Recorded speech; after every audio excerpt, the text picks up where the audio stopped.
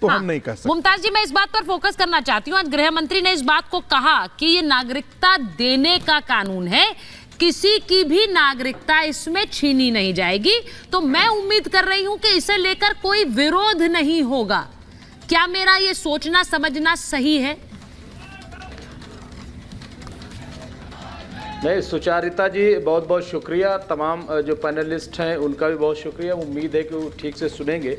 हाँ। सुचारिता जी, ये बिल्कुल सही है। मैंने भी होम मिनिस्टर साहब का जो गृह मंत्री जी का भाषण पूरा सुना मैंने जी, और उन्होंने ये बात कही और ये बात शुरू से कही जा रही है। हाँ। सवाल ये है कि जब 5-6 कम्युनिटी को शामिल किया तो उसमें मुसलमान का अगर उसमें जिक्र हो जाता तो क्या हर्ज था, नंबर 1। नंबर 2, ये बार बार कह रहे हैं कि ये तो नागरिकता देने की बात है, तो क्या आज़ादी के बाद से अब तक नागरिकता दी नहीं गई? क्या नागरिकता दी नहीं गई लोगों को जो बाहर से आए, जो परेशान, जो प्रताड़ित है? उसके लिए इतना ज्यादा हो हंगामा करने की क्या जरूरत है? भाई जितने लोग जिनको नागरिकता देनी है, एक लिस्ट बन जाती है, उसके बाद उनको नागरिकता दे दी जाती है, एक प्रपोजल लाया जाता है पार्लियामेंट में और नागरिकता दी जाती है। क्या दी नहीं गई इससे पहले? लेकिन दरअसल बात सिर्फ जो है सीए की नहीं है, बात एनआरसी के। आपको याद होगा कि आसाम में जब एनआरसी कंप्लीट हुई तो उसमें मुसलमानों से ज्यादा गैर मुस्लिम जो गैर शहरी करार दिए गए। उसके बाद जो है परेशानी पैदा हुई, उसके बाद बीजेपी में घबराहट पैदा हुई और बार बार जाकर के आसाम में बीजेपी ने कहा, यकीनदानी आरएसएस ने कहा कि नहीं आपको कुछ नहीं होगा, यानी आपको कुछ नहीं होगा लेकिन जो मुसलमान है उनके साथ होगा। मुमताज जी, ये जो बात है ना, ये पॉलिटिक्स है। बात ये बाकी किसको मुमताज जी, परेशानी देखिए, है? मैं तो आज पहली बात एनआरसी की बात नहीं कर रही हूँ, सीए की बात कर रही हूँ, क्योंकि उस पर गृह मंत्री का वक्तव्य आया है। दूसरी बात, आपने कहा कि उसमें मुसलमान भी लिख देते तो क्या हो जाता। नहीं, मैं सवाल पूछ रही हूँ, सुन लीजिए जरा सवाल। उसमें आपने कहा कि आपने अपने जवाब की शुरुआत इस बात से की कि उसमें मुसलमान भी लिख देते। अब सीधी बात यह है कि उसमें ये स्पष्ट रूप से कहा गया कि जो पड़ोसी देश के अल्पसंख्यक हैं, अल्पसंख्यकों की बात की गई है।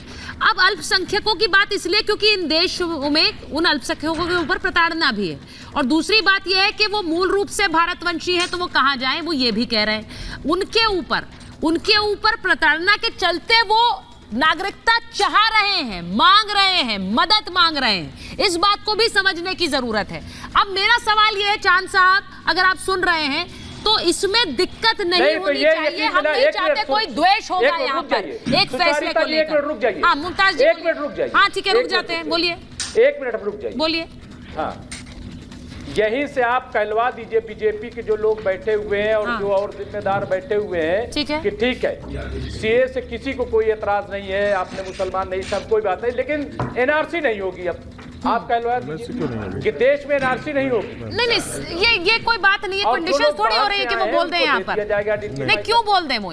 क्यों बात नहीं है? नहीं, क्यों बात नहीं है? नहीं, वो क्यों बोलते हैं? एनआरसी होगी। अगर वो सीए की बात कर रहे हैं, आप एनआरसी पर क्यों जा रहे हैं? आप पहले सीए की बात करिए, एनआरसी पर तब आइएगा जब वो बोलेंगे। एनआरसी कराएंगे तो जो बाहर के लोग जो गैर मुस्लिम, नहीं, वो सीए की बात कर रहे हैं अभी भाई। आप एनआरसी पर क्यों कूद जा रहे हैं मुमताज? यही मतलब है ना, आप क्यों कूद जा रहे हैं?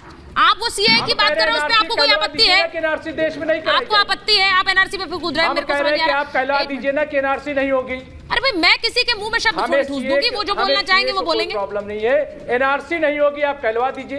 1 मिनट, मैं सिर्फ ये कह रही हूँ, सीए की बात हो रही है, अभी एनआरसी की बात नहीं हो रही है। राकेश जी, तरीके से हिंदुओं को शरीयत दी जाएगी, मुस्लिमों को भी शरीयत दी जाएगी, मुसलमानों को नहीं। नहीं, एक मिनट, मैं एक बार चांद जी से पहले पूछ लेती हूँ। चांद जी जरा बताइए, सीए नागरिकता छीनने का कोई प्रावधान नहीं है उसमें, मुझे नहीं लगता इस पे कोई आपत्ति होनी चाहिए। कोई आपत्ति है तो बताइए, राजनीतिक दल को कोई आपत्ति है आपके? साफ हो गया ना, दूध का दूध, पानी का पानी। कोई पानी का पानी, दूध का दूध नहीं होता है। जी, मैंने कोई तरीका थोड़ी होता है प्रूफ करने की चीजें। हो गया बिल्कुल। ठीक है, आप मान लीजिए हो गया, चलिए खुश हो जाइए आप।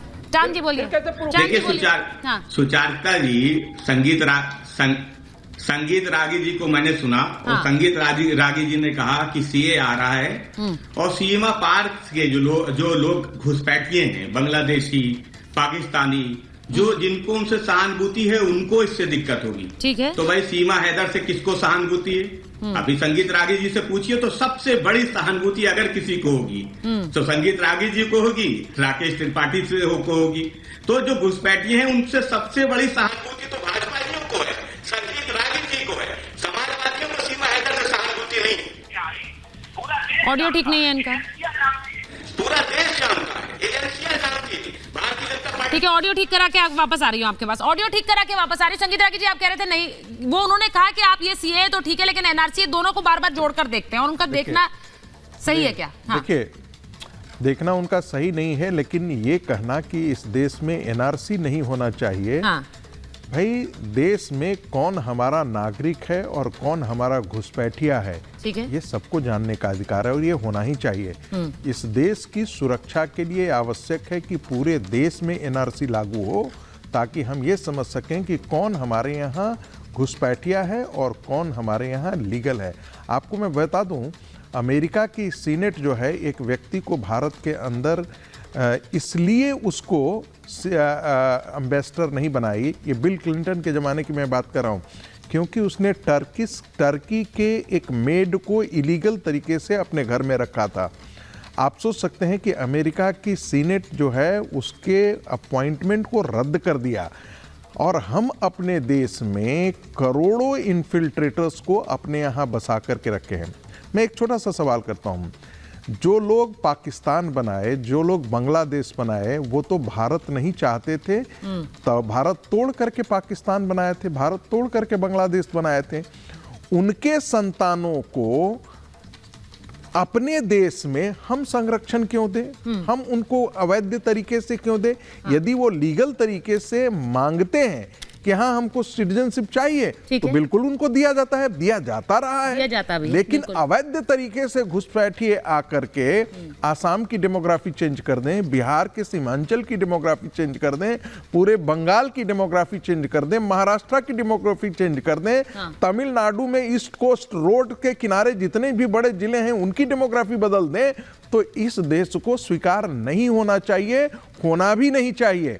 और इस देश का मुसलमान सिर्फ इस्लाम के नाम पर उन्हीं बांग्लादेशियों को शरण देने के लिए जिन्होंने इस देश को तोड़ा, तो उनके और प्रश्न चिन्ह खड़ा होगा, आने वाले दिन में भी होगा, आगे भी होगा। मैं एक बार मैं प्रेम कुमार जी बोला जा रहे हैं। प्रेम कुमार जी देखिए, मैं सिर्फ ये कह रही हूँ, एक मिनट मुमताज जी आ रही हूँ, आपके पास आ रही हूँ। मैं प्रेम कुमार जी देखिए, आज जो नरेंद्र मोदी ने बोली है, मुमताज जी सबके पास इंपॉर्टेंट पॉइंट्स है सर, एक मिनट रुक जाइए, अब आ रही हूँ आपके पास। मैं एक चीज ये पूछना चाह रही हूँ, जब नरेंद्र मोदी आज कहते हैं राम मंदिर के संदर्भ में कि कुछ लोग पीछे हट गए, कुछ लोग मैदान छोड़कर भाग गए, कुछ लोगों ने हिम्मत दिखाई, ऐसे अनगिनत फैसले, कई ऐसे फैसले उनके कार्यकाल में हुए हैं जिन पर कभी किसी ने सोचा नहीं कि फैसला हो जाएगा और ये देश वो दिन देखेगा। ये एक फैक्ट है, वो चाहे 370 हो, वो चाहे राम मंदिर का बनकर तैयार होना हो, वो अब शायद सीएए भी है।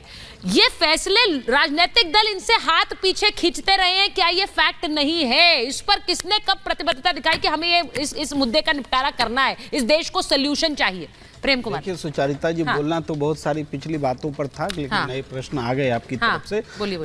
लेकिन आप ये देखिए, चाहे 370 हट जाए, ठीक है, इनके लिए बड़ा मुद्दा हो सकता है, घोषणा पत्र में रखे थे, बहुत दिन से रखे थे, लेकिन इससे देश की मौलिक समस्याएं दूर नहीं होती, ये बात समझ लीजिए।